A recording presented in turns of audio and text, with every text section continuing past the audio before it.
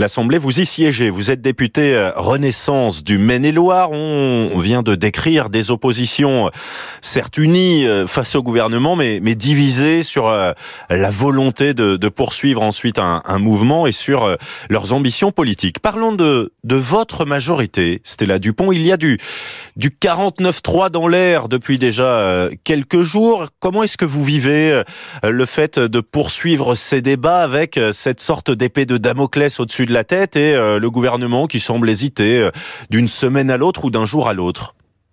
Alors, je crois que le 49.3 nous apparaît comme inéluctable, en quelque sorte. Quand les oppositions indiquent qu'elles ne voteront pas le budget, malgré le dialogue Bercy, malgré un débat assez serein dans l'hémicycle, quand elles refusent la trajectoire budgétaire, en définitive, on se dit que malgré des accords dans l'hémicycle, des votes, on ne voit pas comment on peut arriver au terme de ce débat. On a voté à peine la moitié, on a examiné à peine un tiers de l'ensemble de ce que nous avons à travailler. Et en même temps, tout le monde se renvoie la balle, parce que si nous interrogeons les oppositions, elles vous disent comment voter un budget où la plupart de nos amendements sont finalement retirés en passant par le 49.3. Le gouvernement ne souhaite pas reprendre aujourd'hui dans son texte final tous les amendements qui ont été discutés depuis 10 jours. Oui, mais c'est assez classique, je dirais. Moi, je pense que les oppositions devraient avoir une attitude de responsabilité. C'est-à-dire que lorsqu'elles votent contre quelque chose, elles devraient proposer une alternative. Et c'est le cas sur la trajectoire du budget. Quand on dit qu'on n'est pas d'accord avec ce que propose le gouvernement, il faut proposer autre chose. C'est pas ce qui a été joué. Donc, dont acte, on arrive à une situation de blocage. Moi, je pense que sur les amendements débattus dans l'hémicycle, à partir du moment où ils ont été largement soutenus sur différents bancs, je pense que c'est intéressant qu'ils soient repris dans le texte qui sera soumis au 49.3. Ça vous agace que le gouvernement n'accède pas manifestement à cette demande jusqu'ici? On va prendre l'exemple qui a été sans doute le plus discuté jusqu'ici, une taxe sur les superdividendes que vous avez vous-même voté, qui a été votée à l'initiative du MoDem. Ce sera non pour le gouvernement.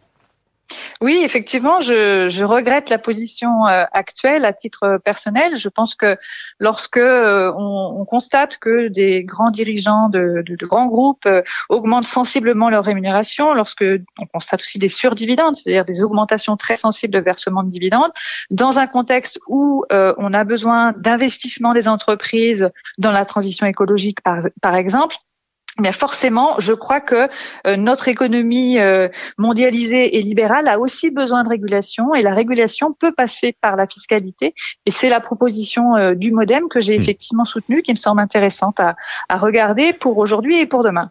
De manière générale, des regrets sur la version qui serait proposée au final du prochain budget de votre côté?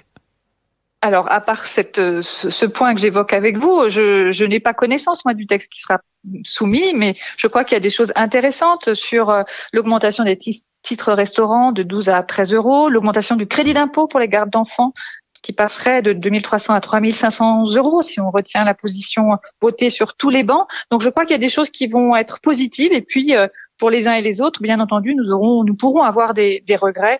C'est assez naturel en définitive. Stella Dupont, députée Renaissance du Maine-et-Loire. Merci d'avoir partagé vos impressions avec nous ce soir sur France Info.